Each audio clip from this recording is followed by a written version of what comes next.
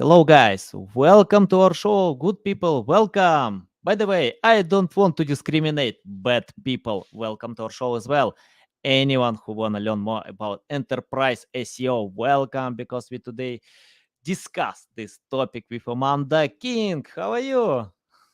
I'm good. I'm good. Thank you. How are you? How's your morning been? Or is it morning for you? It's morning for me. Oh, it's evening. It's Monday evening. You have Tuesday morning. So Yes. that's why I love connecting with people in different countries because it doesn't matter what kind of day. Yeah, it's better to Absolutely. learn and get value. Amanda, before we start, just tell more about yourself, experience, background, what kind of different experience you have with Uh, e-commerce, SEO, and anything that can help our listeners to learn more about you. yeah, absolutely. So I have been working in SEO since 2010, so over a decade now. I started in the United States, worked agency side. I also worked at some startups, and then I worked at Optus, which is one of the two major telco companies in Australia. So if you had a phone plan, it was probably with Telstra or Optus, who I was working for. And I worked there for 3 years. So I um, learned the ins and outs of enterprise very quickly and was working on their mobile phone division. So I was the one behind all of the iPhone launches in September and things like that. So that was a lot of what I did, and I have a business and a writing background as well. So I come from a very business minded perspective when it comes to SEO, which didn't come into the industry until maybe 5 or 6 years ago, really. Nice, nice. Love your Yeah. experience, Amanda. I think your hair probably touches microphone, so sometimes we have such noise. Yes. Yeah. Oh, right now it's good. Right now it's good. Thank you. Thank you. Okay, Amanda, I Of love your course. experience. And you have this business background. Can you tell how this business background can help you with e-commerce SEO, and what kind of difference we have between common SEO that we have today, content marketing, backlinks, anything, and what is the main difference between e-commerce SEO? Sure.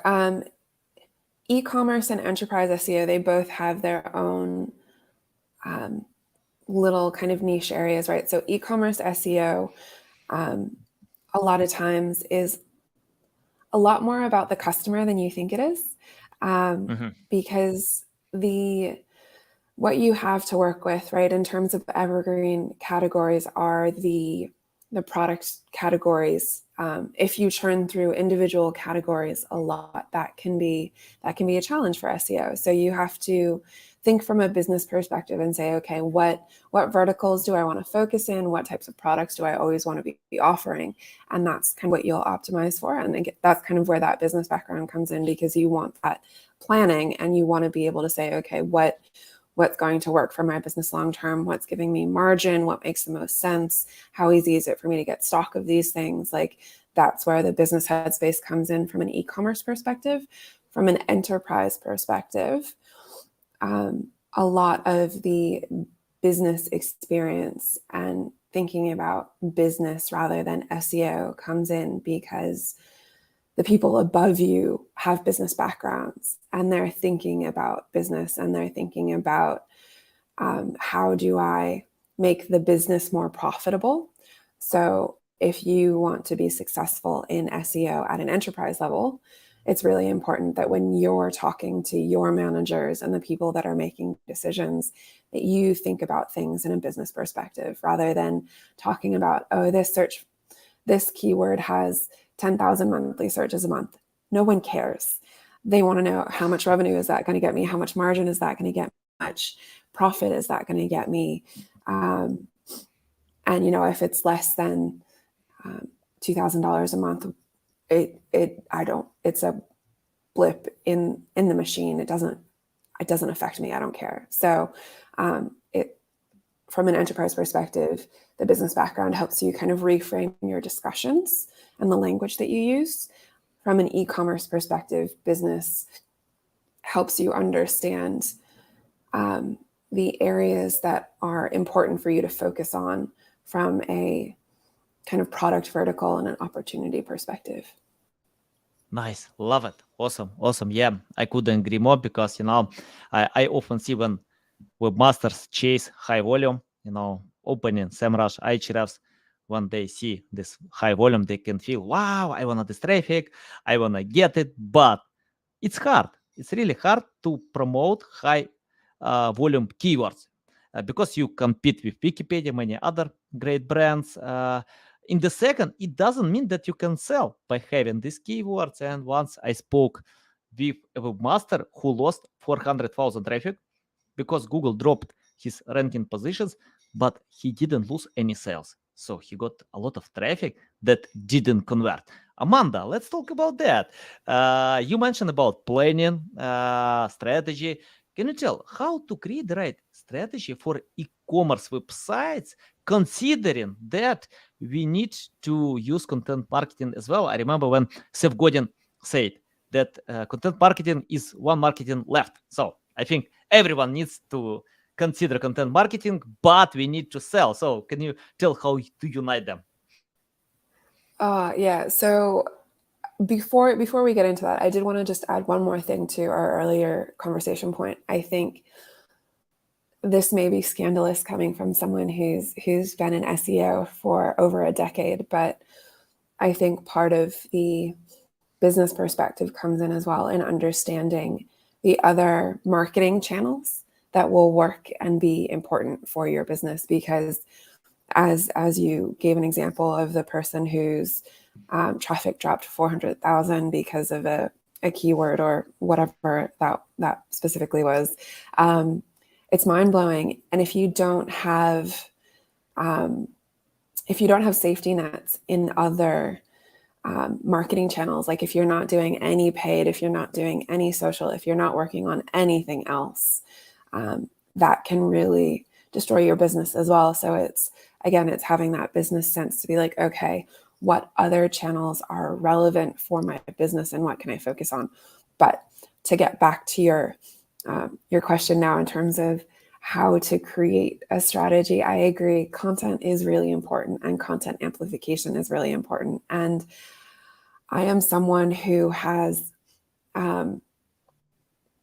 gone away from looking at keywords specifically in the past 18 months to 2 years. I don't really look at individual keywords anymore because they can be so personalized sometimes, right? So I think one thing that everyone should have, whether or not it's formally written down or is just kind of in their head, is who their target audience is, right? Because that is who you're going to be creating content for, and that's whose questions you're going to be answering.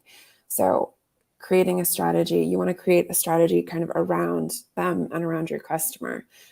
At the end of the day, that's really what matters. And I tend to go to non-internet sources to find my content ideas first. So I'll talk to the sales team, I'll talk to the customer service team, I'll ask them what questions people are asking them, because if we can answer those questions earlier in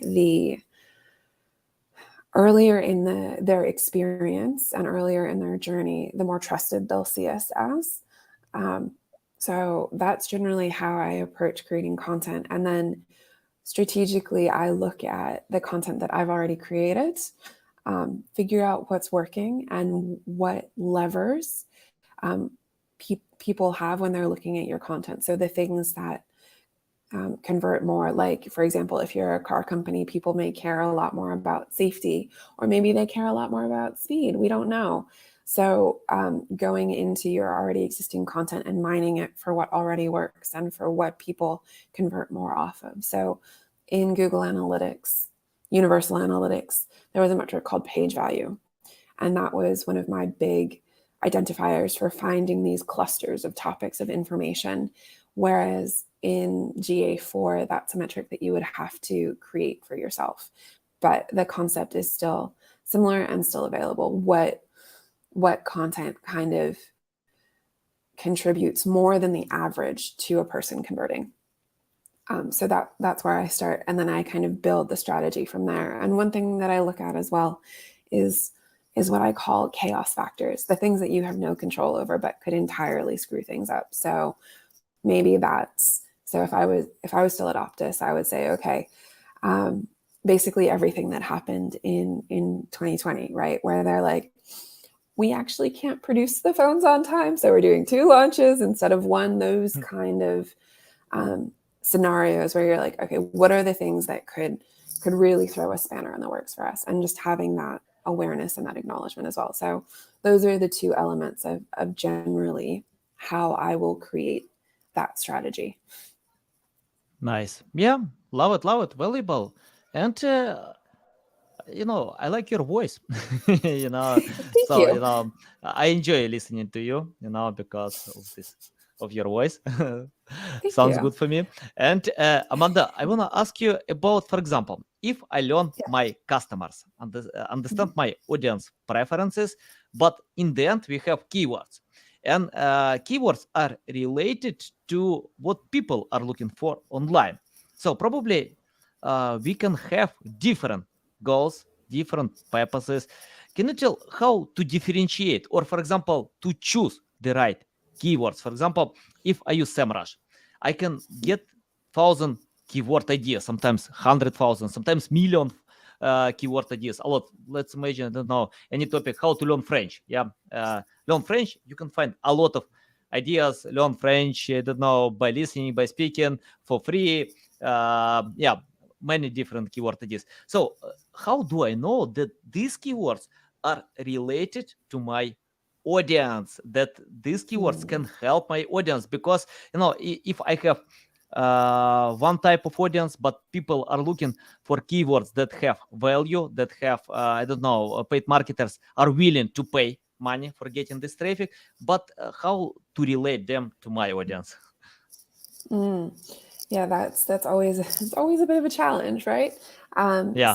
So for me, this may sound like a lazy answer, but I promise you it's not. I generally will do everything in my power to like put myself in the mind of my customer.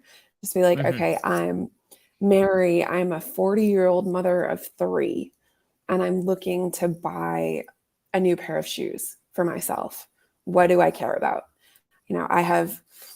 I will always probably be carrying a child, so heels probably aren't the best thing, but like I I go through that mental exercise of, okay, I am my persona. What do I care about? And if I'm having trouble stepping into that person, that's when I'll go back to like the sales team or the customer service team and be like, what are the things that you're asking? Because your own information is so valuable, and it gives you so much of a filter over the kinds of things that you focus on, because you really only want to focus on the things that your customers care about. From a SEMrush perspective, I will also look at the query type, whether it's informational, navigational, commercial, and find a balance, and look at, okay, I've got currently, right, I'm looking at queries that are 80% navigational, 80% informational and 30% commercial. Does that make sense? So honestly, a lot of it is kind of gut and experience. And after you've been doing it for a while, you get a feel for kind of what makes sense, which isn't may not be the best answer. I'd love to hear how you do it, and I'm happy to play off of that as well, because I'm sure we would be able to kind of learn from each other and add that in. uh, yeah, by the way, I know how this metric called. It's intuition. I love this metric. When you have experience. Yeah, I usually check out keywords, and for Mm, me, the most important metric is traffic value. mm, How much marketers are paying for these keywords, and the second, of course, to check out content in the top 10. So if I see yeah. this content is related to my customers, to my products, then I can jump with that. So it's just a manual job, and by using tools. Tools can help to find a list, and manual job Yeah, to find content that are related. Yeah. And absolutely, that is one thing I neglected to add. You absolutely want to look at the search results as well. As amazing as tools like SEMrush and Ahrefs are, and most of the time they will have the search results displayed. There's something different about like typing it into the search bar yourself and actually looking at the search results. It's a different experience. And for the keywords that you are kind of on the fence as to whether or not you want to target or are considering targeting, I do think it's really important to actually look at the search results, right? Because you'll also see like, okay, there are 3 ads here. So on a desktop page, we only see the people also ask and the first 3 results organically. So, this is more competitive than I am led to believe by the the difficulty score or whatever it may be, because people only actually see like 3 out of 10 search results or whatever it may be. So I think that's important as well. Absolutely. And for the other content that's ranking. But I think the thing to remember with the content that's ranking, right, is you shouldn't and don't necessarily need to create something that is directly in line with the top first, second, or third ranking content if it's not going to be specifically what your customers need. Because machines, which Google is a machine, machines are only as good as the information that you feed it, right? So Google could be serving these results because they are the best of the worst, not because they are the best of the best. So I think that's something that's important to remember as well. Nice. Love it. By the way, you remind me Jeff Bezos. Once, I remember when I read an article when the research team came to Jeff and asked him to give more time to research, collect data about a new product, and he denied. He told, guys, we have enough data. We need to test and experiment. And this product was Alexa. Today, most homes in the US have this gadget, So Jeff has intuition, to recognize that it's enough data and it's better to test and experiment. Yeah, love intuition. And I know some marketers never use probably they use data, but they use more intuition, experience of recognizing what actually works for them. And I spoke with many of them. For example, Bridget Heisen, she has on LinkedIn like 4 million followers. She's a well-known influencer in recruiting niche. And when she asked me about LinkedIn algorithms, I was surprised.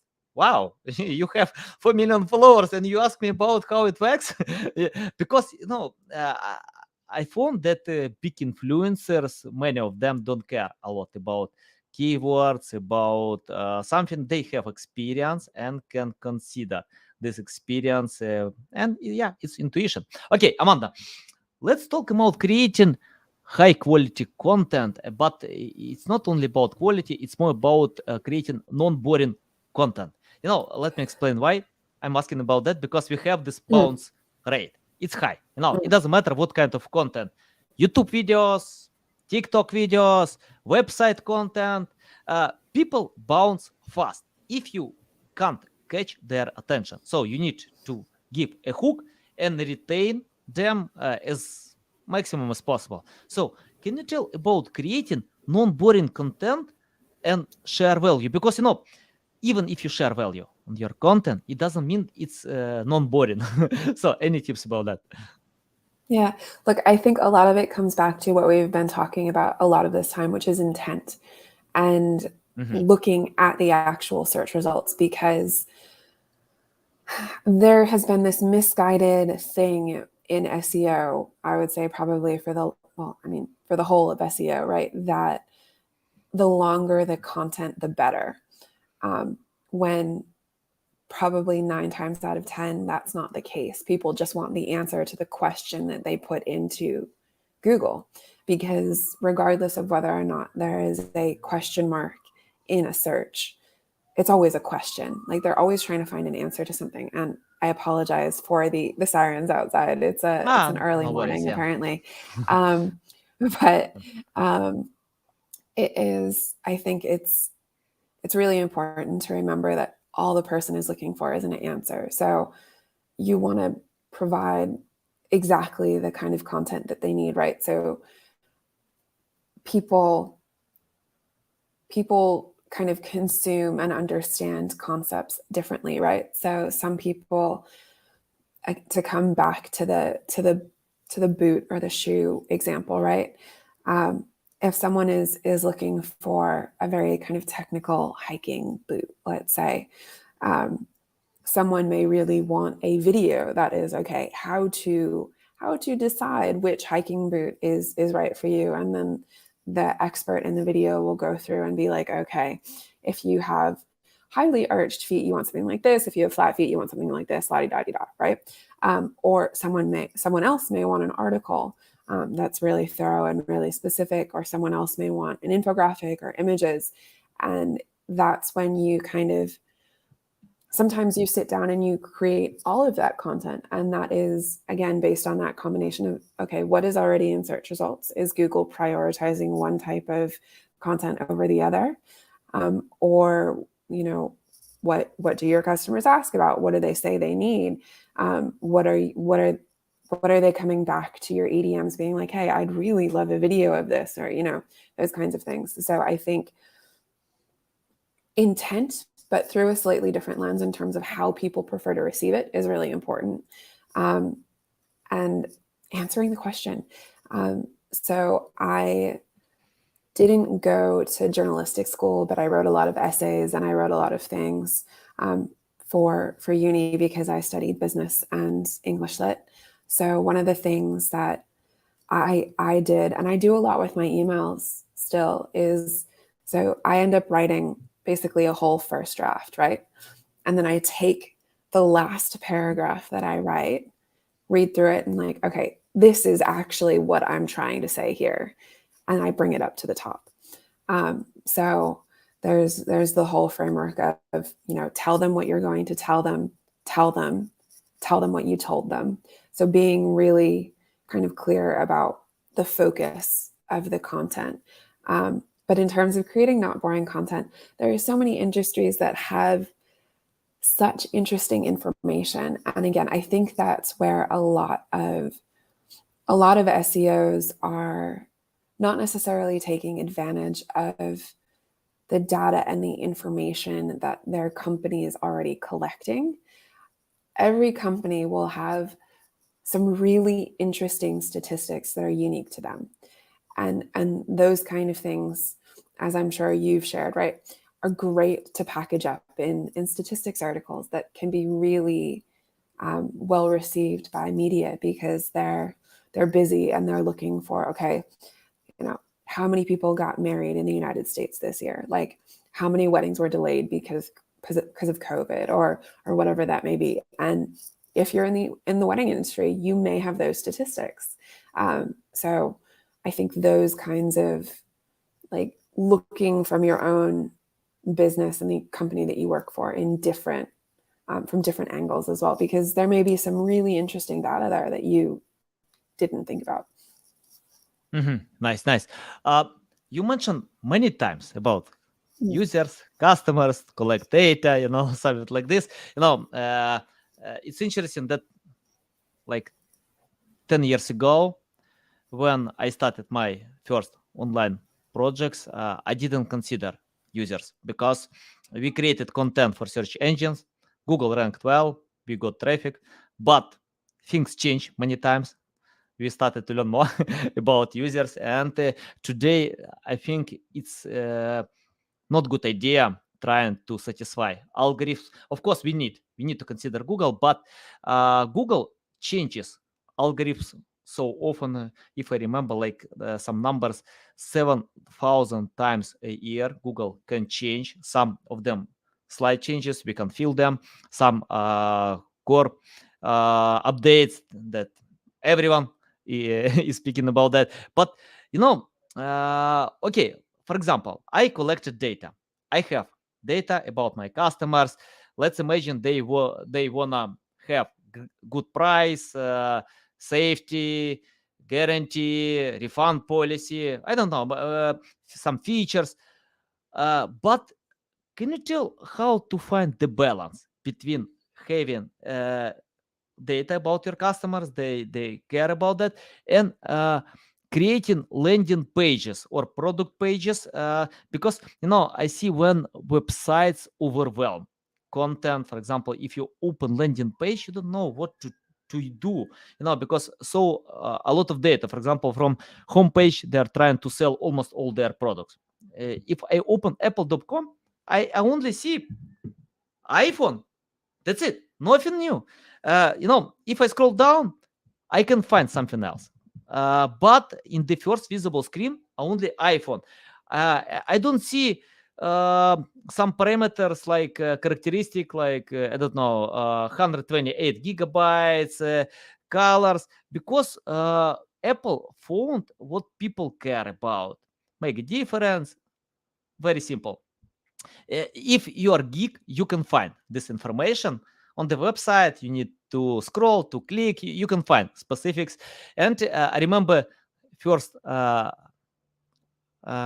was how it's called, iPod, yeah, when Steve Jobs told about this gadget, like you can have 1,000 songs in your pocket. He didn't share you have 10 gigabyte in your pocket or 100 gigabyte, just 1,000. No, it creates the feeling of you can imagine 1,000 songs. Yeah, very simple. So can you tell how to simplify content? Okay, we have data, but how to simplify and provide important data for customers and cut the rest? Yeah, not a big question or anything, not a big ask. Yeah. No, I think I think a lot of that comes down to testing and learning as a business. So that's where conversion rate optimization and working with user experience designers can be really important, because user experience designers are people who have experience in user design, are trained on how people's brains work and how they think and how they scan. So I am not that expert, right? I dabble in it. I have a basic understanding of it, but most people in SEO are not the person who will be able to understand how a person actually kind of works their way through a website and the things that they pay attention to and the areas that they focus on, and how to capture their attention. So that I think is important. But to get back to something that we can control, right, is testing. And it's a lot of testing and learning and a lot of iteration. I would imagine behind the scenes at Apple, right, there are quite a few thrown away kind of first drafts of how to introduce the iPod, right? So we don't always necessarily see the work that goes in behind the scenes to those kinds of simplifications. It's a lot of testing, a lot of learning. So I think as an SEO, you don't want to be afraid of A/B testing. You want to embrace it and learn it as a business owner. If you're a business owner before you're an SEO, I think testing is a really great way to learn and understand what resonates with your customers if you don't have that kind of aggregate demographic data available to you, or that kind of real deep well of customer service information. And one of the big avenues, right, for A/B testing is paid and Google Ads. And you can iterate and work through that really, really quickly. So again, as an SEO, embracing paid and the speed of, or Facebook or Instagram or the other biddable platforms where you can A/B test and see results with relative speed. That is where you can kind of crystallize your messaging and say, okay, I know that people want to hear about the way that this product will make them feel. They don't care about the specs. They don't care about the detail. They just want to know, they want the vibe, right? Those kinds of things you can learn a lot quicker in biddable platforms like Google CPC or Facebook ads or Instagram ads. Like you can learn that a lot quicker. So I'd really recommend embracing those platforms as well. And I mean, Apple and a lot of other big companies like Nike and things like that, they have a vision. They have this is what we stand for. This is who we are. And a lot of times, e-commerce businesses that are looking to kind of saturate the market, they don't necessarily have that, and that will work for them up to a certain point. That's why the business has been successful today. But if that business is looking to kind of step change and really grow, then it may be time to sit down and say, okay, what do we stand for? Who are we? What is our brand? If that hasn't been done already. Nice, So. nice, awesome. Yeah, love it. Okay, Amanda, let's talk about link building. SEOs hate link building. I know, because it's not like many years ago. I remember when I ranked high volume keywords, good keywords, valuable keywords, because of buying more backlinks than my competitors could buy. Today, of course, I don't use the strategy anymore for many years because Google changed the rules. But anyway, how to create or earn white hat backlinks to e-commerce pages? For example, I check out my competitors. I can see they have these backlinks. I need to rank them. So, any tips how to do it? Yeah, I think with backlinks, well, at Optus, at Enterprise, I was lucky enough to not have to actively seek out backlinks because the business was large enough. And most businesses will hit that point where it's like, okay, you've reached the point where you no longer actively need to be building links because it will happen naturally because the business is known, et cetera, et cetera. So I think that is an ideal situation for a lot of SEOs because we do hate backlinks. For other e-commerce businesses, though, I think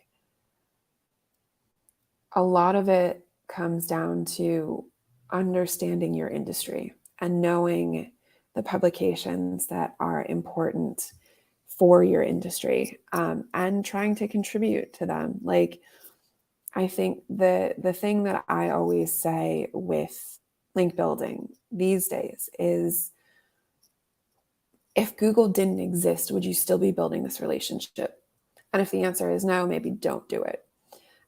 So yeah, it's finding those industry publications to contribute to, or have someone write an article for you. It's looking at things like help a reporter out to find places where you could be quoted in an article. It's building those statistic articles, and doing digital PR. So I think, like, I really like the concept of digital PR, but if you're a smaller business and you don't necessarily have the money to throw at, a real life thing that will get media attention, like, I don't know, if you take over a local square and,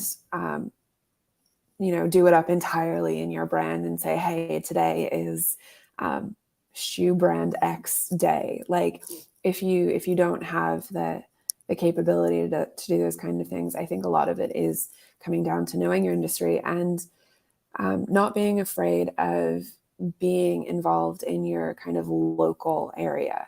So I think NAP, so name, address, phone, and all those kind of local citations are still quite important, and can create quite a lot of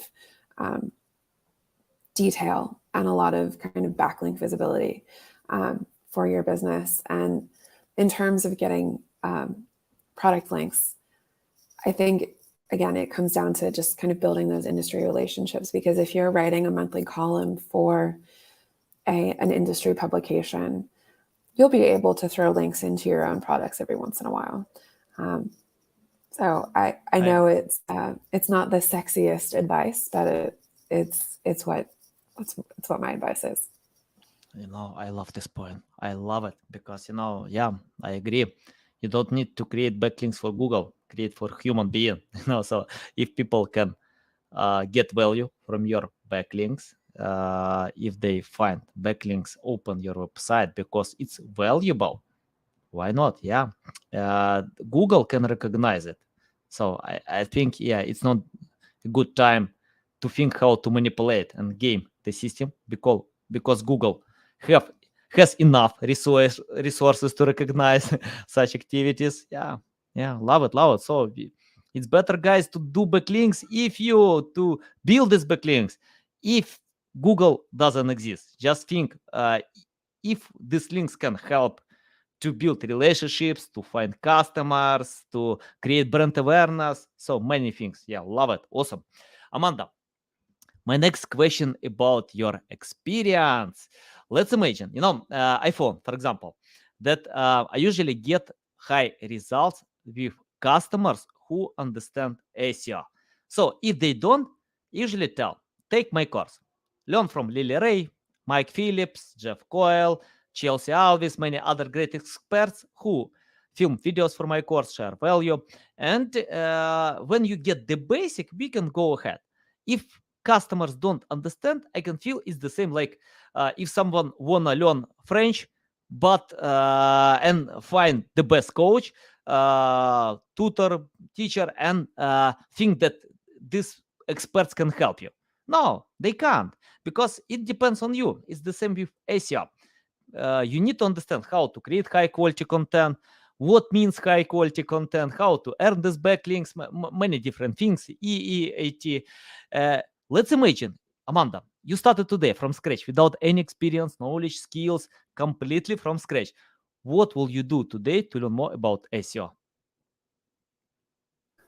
Well, today I would learn ChatGPT.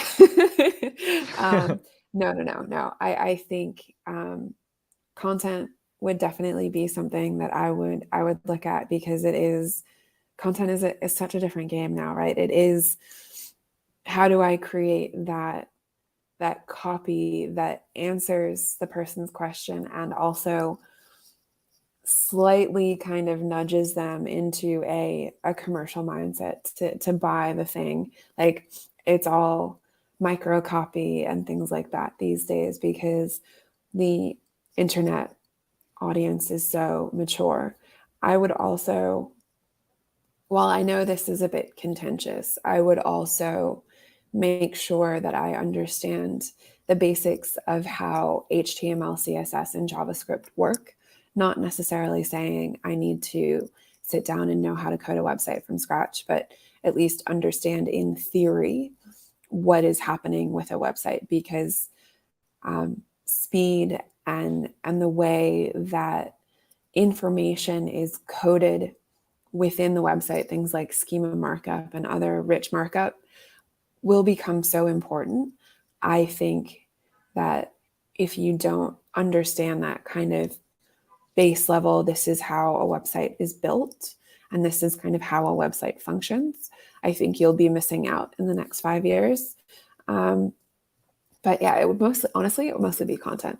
It would mostly be, how do I write things in a way that is appealing to customers while still answering their question and being functional, and how much information do they need. So I think I would probably put a bit more emphasis on understanding testing as well. Nice. And Amanda, I have the final question.